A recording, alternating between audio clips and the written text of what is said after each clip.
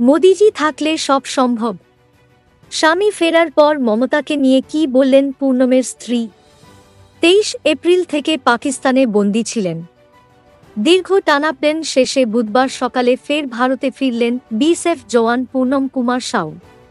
তারপরেই খুশির হাওয়া রিস্টার এই জওয়ানের পরিবারে। প্রধানমন্ত্রী নরেন্দ্র মোদী ও মুখ্যমন্ত্রী মমতা বন্দ্যোপাধ্যায়কে ধন্যবাদ জানিয়েছেন পূর্ণম পত্নী রজনী সাউ।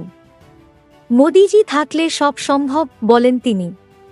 সেই সঙ্গেই জানান, 3 দিন তাঁর সঙ্গে ফোনে কথা বলেছেন মুখ্যমন্ত্রী। স্বামী ফেরার পর মোদি মমতাকে নিয়ে কি বললেন রজনী? পহেলগাঁও কাণ্ডের পর গত 23 এপ্রিল ভুল করে পাকিস্তানের মাটিতে চলে যান বাংলার পূর্ণম। ফিরোজপুর সেক্টরে ডিউটি করার সময় তাঁর শরীর খারাপ লাগছিল, যে কারণে একটি গাছের ছায়ায় বসেন বলে খবর। বুঝতে পারেননি, নিজের অজান্তেই সীমানা অতিক্রম করে পাকভূমে চলে গিয়েছেন। সঙ্গে সঙ্গে তাঁকে আটক করে পাক রেঞ্জার্সরা। ভারত পাক উত্তেজনার আবহেও সেদেশে বন্দী ছিলেন পূর্ণম। উৎকণ্ঠায় দিন কাটিয়েছিলেন তার পরিবারের সদস্যরা। অবশেষে এদিন সকালে 10:30 নাগাদ আটারিওয়াঘা সীমান্ত দিয়ে ভারতের হাতে পূর্ণমকে তুলে দেয় পাকিস্তান। স্বামী ফিরে আসতেই প্রধানমন্ত্রীকে ধন্যবাদ জানান রজনী। পিকেপত্নী বলেন, মোদিজি থাকলে সবকিছু সম্ভব।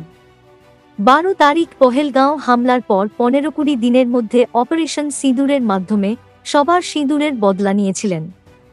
তার 3 এপ্রিল দিনের মধ্যে আমার সিঁদুর ফিরিয়ে দিলেন। তাই আমি হাত জোট করে ওনাকে অনেক ধন্যবাদ জানাচ্ছি।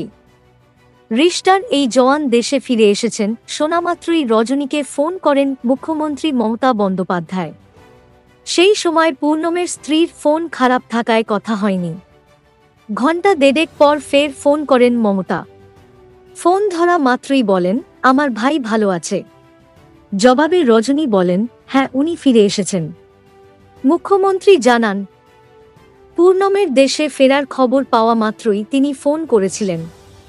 রজনী বলেন, ফোন খারাপ হয়ে যাওয়ায় তখন সারাতে দিয়েছিলেন। এদিন স্থানীয় চেয়ারম্যান, সাংসদ সহ মুখ্যমন্ত্রীর প্রতি নিজের কৃতজ্ঞতা জাহির করেছেন পূর্ণমের স্ত্রী। তিনি বলেন, প্রথম দিন থেকে চেয়ারম্যান স্যার পাশে আছেন।